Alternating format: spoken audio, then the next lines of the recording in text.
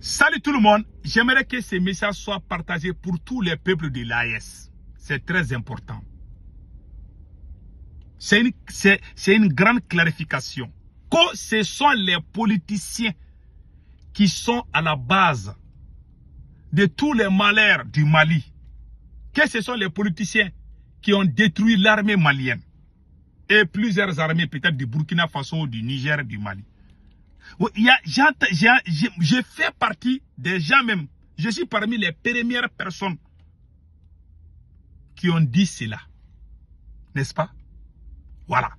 Nous sommes dans un moment très difficile où les terroristes sont en train de monter en puissance, que ce soit au Mali. Même hier, j'ai vu des gens manifester au Burkina Faso. Les gens ont manifesté au Mali, partout. Maintenant, on dit que ce sont les politiciens qui ont détruit. La France nous a fait du mal. On a des problèmes avec l'Algérie, on a des problèmes avec temps en temps. On a fait tous ces discours-là, n'est-ce pas? Les politiciens ne sont plus au pouvoir. Qui dirige aujourd'hui, ce sont les militaires. Est-ce qu'on va passer tout notre temps à accuser les gens? Assimi Goïta est au pouvoir 5 ans, bientôt 6 ans. 6 ans, c'est un mandat, non, n'est-ce pas? Qu'est-ce qu'il a fait? Qu'est-ce qu'il a fait? Qu'est-ce qu'Assimi Goïta a fait qui est mieux que ce que les politiciens ont fait? Montrez-moi une seule chose qu'Assimi Goïta a fait au Mali. Pardon, je vais faire... Celui qui veut débattre avec moi, on va faire le débat. Moi, je n'aime pas les politiciens. Tout le monde sait ça. Pas tous les politiciens, il y a des bons politiciens. Parce que le premier président du Mali est un politicien. Il s'appelle Modibo Keïta. Si je dis que je déteste tous les politiciens, c'est trop grave. Il y a des bons politiciens comme il y a des bons militaires aussi. Donc, les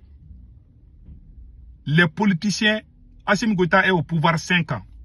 Il n'y a pas d'électricité au Mali. Il n'y a pas de carburant.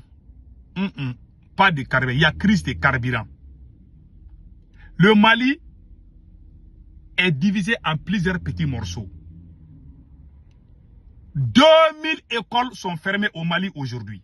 Autant de politiciens, c'était 800 écoles qui étaient fermées. Voilà un militaire qui dirige. On a insulté les politiciens. Moi, j'ai fait partie. J'ai honte aujourd'hui devant les politiciens.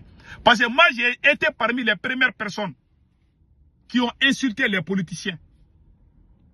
Aujourd'hui, ces militaires qui sont au pouvoir au Mali vont d'échec en échec. Mais au lieu de trouver la solution, les supporters amènent des manipulations pour dire oui, c'est comme on appelle là, ce sont les politiciens qui nous ont mis, mais les politiciens ne sont plus là-haut. On les a mis dehors, n'est-ce pas?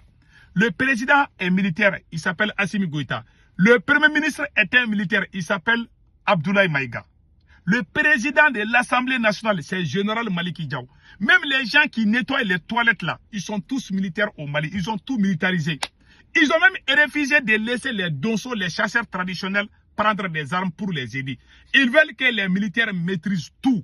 Que ce soit le côté financier, que ce soit tous les côtés sécurité, tout. Que ce soit les militaires qui dirigent ça aujourd'hui.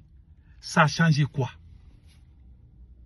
Et quand il dit qu'il n'y a pas d'électricité, il y a coupure d'électricité, ils vont aller montrer un pays. Ah, c'est pas le Mali seulement, hein. Vous voyez tel pays là, il n'y a pas de courant là-bas, hein. Non, c'est pas le Mali seulement. Mais toi, au lieu de t'occuper de ton pays, cette méthode-là est utilisée dans les pays de l'AES. Quand il plaint, quand il dit qu'il n'y a pas d'électricité, même si toi tu soutiens ces militaires-là au pouvoir, tu te plains d'une petite chose, on va dire que tu es l'ennemi de l'AES. Il suffit qu'un Burkinabé se lève pour dire « Ah non, capitaine, cette décision-là, il faut changer ça. » Il y a les petits voyous qui vont sortir insulter la même personne. C'est pour ça, c'est cette ignorance idiotie-là. C'est-à-dire que cette ignorance-là, idiotie dans la tête, on dirait que c'est la tête qui s'est remplie de caca. L'homme noir ne peut pas réussir dans la révolution. C'est impossible. On crie là. Wallahi, on n'est pas révolutionnaire. Tu ne peux pas dire que tu es révolutionnaire et puis tu n'aimes pas la vérité. Un révolutionnaire est celui qui aime la vérité.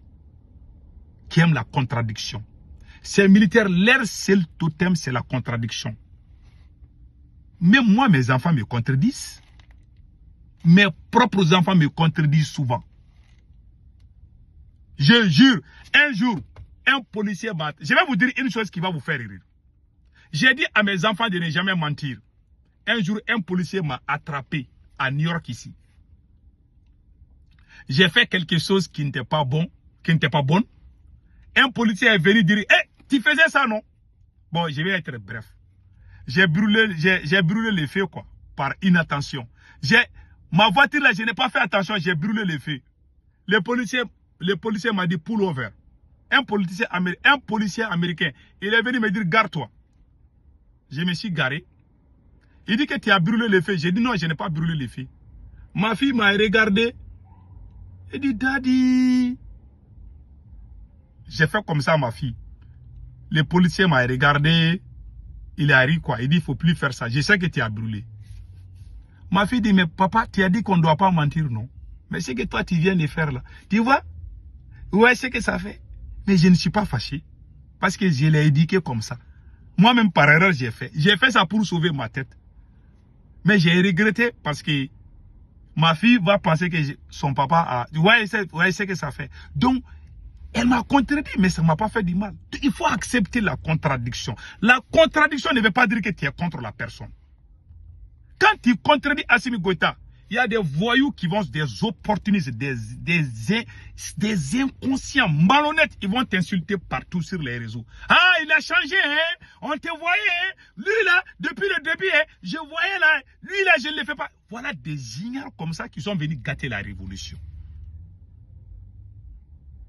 Il faut accepter la contradiction.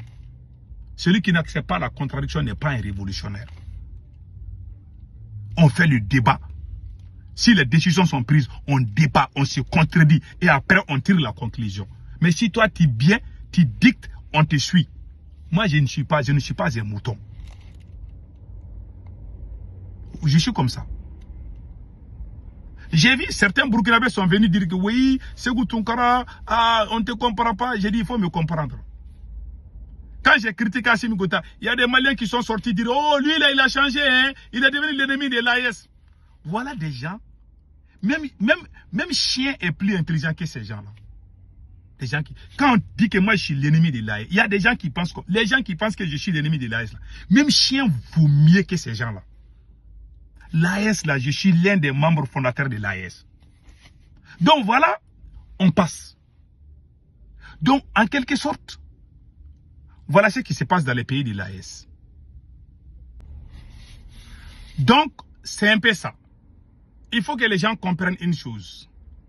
Dans la lutte là, les erreurs que nous sommes en train de commettre, si nous ne faisons pas attention, nous allons gâter la lutte là. C'est que la façon dont ils veulent gouverner l'AES là, il y a des critiques qui sont considérées comme des trahisons. Par exemple, celui qui va se lever et dire que oui, la France est bonne. Les gens qui défendent la France, moi je suis contre. Les gens qui sortent pour défendre les terreaux, ça on ne doit pas accepter. Les gens qui vont défendre la France, État au Burkina, au Mali, moi je ne suis pas d'accord avec ça. C'est un pays qui nous a fait du mal. Je comprends tout ça. Mais si le président prend une décision, quelqu'un peut se lever et dire que ce n'est pas une bonne décision. Est-ce que ça c'est un crime? Mais le problème de l'AES, c'est quoi?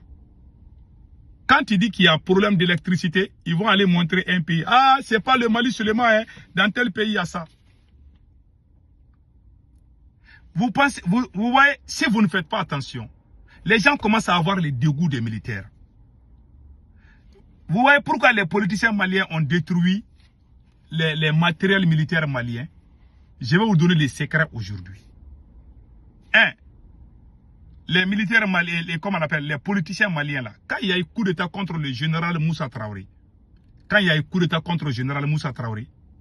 les politiciens maliens, à cette époque, les Maliens avaient le dégoût des militaires parce que c'était la dictature. Les gens ne connaissent pas la dictature. La dictature de Blaise là, c'était pas la dictature. La dictature de Moussa Traoré au Mali là, c'était une dictature. Moi j'ai vécu sous la dictature, je sais ce que veut dire la dictature.